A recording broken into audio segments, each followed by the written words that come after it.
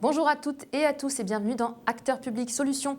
Aujourd'hui, nous allons parler du plan de relance très haut débit de la Banque des Territoires avec Gaël Serrandour, responsable domaine infrastructure numérique à la Banque des Territoires. Gaël Serrandour, bonjour. Bonjour. Et bienvenue.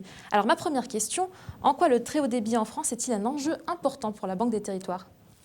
Alors pour la Banque des Territoires, les infrastructures numériques sont un maillon essentiel à la fois de notre activité, mais en réalité plus globalement pour le pays et pour les territoires.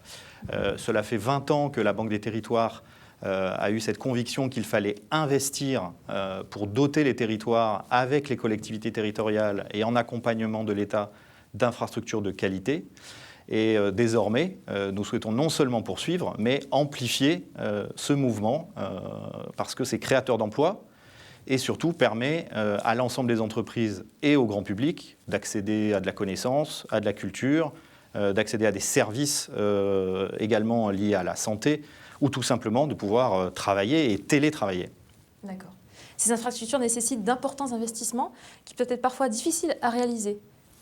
Alors, ils peuvent être difficiles à réaliser, faute de moyens d'acteurs privés, parfois liés aussi à des contraintes de ressources publiques pour les collectivités, et puis également parce que certains territoires sont moins denses, un peu plus éloignés, un peu plus ruraux, ou avec des caractéristiques de type montagne, où les déploiements de réseaux fixes ou de réseaux mobiles sont plus difficiles à rentabiliser.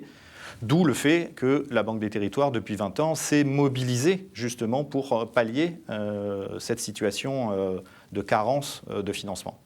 Alors très concrètement, en quoi va consister ce plan de relance ? Alors le plan de relance de la Banque des Territoires, qui est disponible dès à présent, va être constitué d'outils de financement de fonds propres et de quasi-fonds propres, et également de financement de prêts de très long terme, notamment pour les acteurs publics.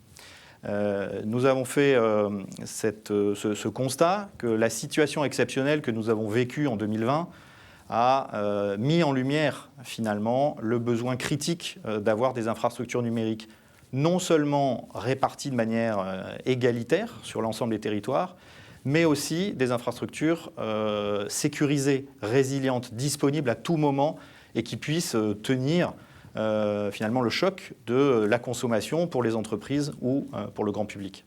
Quels sont les objectifs de ce plan de relance ? Alors nous avons identifié 3 objectifs ou 3 ambitions dans ce plan de relance pour la Caisse des dépôts.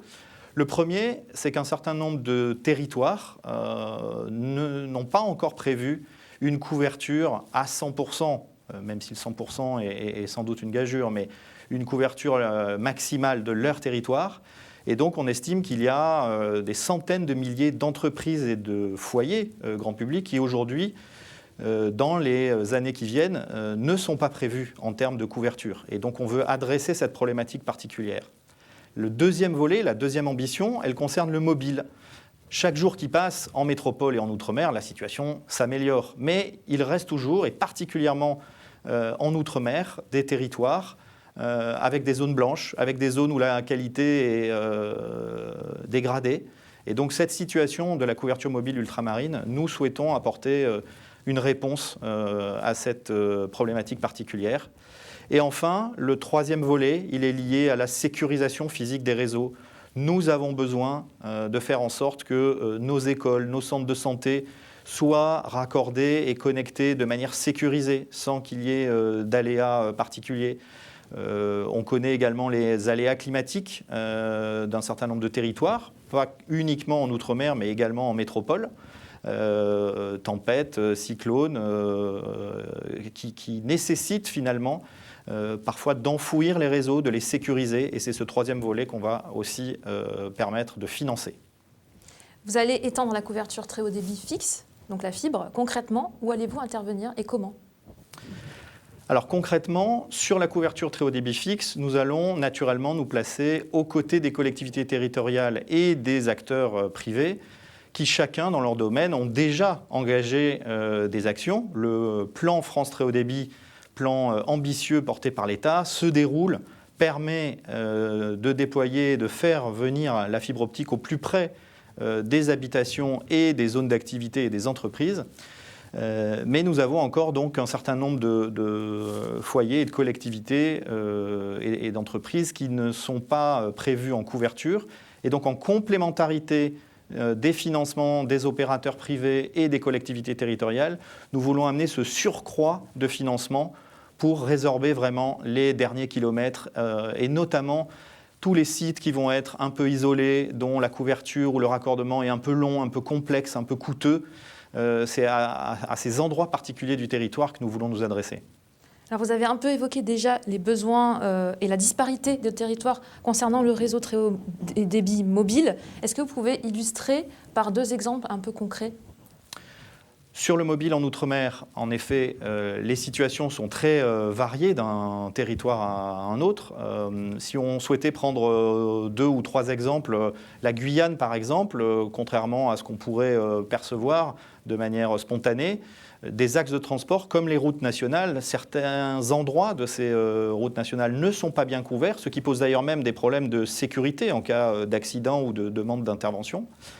Et puis sur certaines îles, il y a des parcs naturels, il y a des sites classés, et il y a des problématiques aussi d'intégration paysagère, de respect de l'environnement. Assurer une meilleure couverture mobile, c'est naturellement un besoin pour les entreprises et les particuliers, mais il y a aussi cette contrainte un petit peu particulière, c'est qu'il est nécessaire d'installer des antennes et parfois des pylônes, et donc finalement aussi d'artificialiser les sols, de faire quelques aménagements sur le foncier, et donc sur des endroits et des îles où le foncier peut être rare, peut être très compliqué, ça pose des problèmes de couverture et d'installation très typiques. Alors vous l'avez dit, dans le plan de relance très haut débit, il est prévu dans un de vos volets de travailler à la sécurisation physique des réseaux. Est-ce que vous pouvez expliquer concrètement comment ça fonctionne ? Alors la sécurisation physique des réseaux, peut-être pour expliquer un exemple vaut mieux et une illustration vaut mieux que Exactement. Parfois de longs discours. On vient de lancer en 2020 avec la collectivité de Saint-Martin dans les Antilles, les îles du Nord, un exemple typique de ce que l'on pourrait continuer à financer cette année en 2021. Nous avons lancé une grande opération avec l'ensemble des opérateurs de l'île et la collectivité de création d'artères souterraines pour faire en sorte qu'il n'y ait plus aucun réseau en aérien. Évidemment, la tempête Irma qui avait secoué l'île de Saint-Martin il y a quelques années est l'illustration la plus parfaite finalement des problèmes que l'on souhaite résoudre. Donc en métropole ou en Outre-mer, il y a des besoins d'enfouir et de sécuriser les réseaux. Sécuriser les réseaux, c'est aussi faire en sorte qu'une zone d'activité où des entreprises logistiques importantes d'un territoire sont situées ne soient pas soumises à un coup de pelleteuse et faire en sorte que l'arrivée électrique ou l'arrivée des télécommunications soit redondée, sécurisée, doublée. Voilà le type d'exemple de financement et d'opération que l'on espère voir remonter par les collectivités territoriales et les acteurs des territoires, y compris les acteurs privés, pour qu'on puisse les accompagner en financement. Très bien, merci beaucoup Gaël Sérandour pour toutes ces explications. Je rappelle que vous êtes responsable domaine infrastructure numérique à la Banque des Territoires. Merci à vous de nous avoir suivis et à très bientôt pour une nouvelle émission sur Acteurs Publics TV.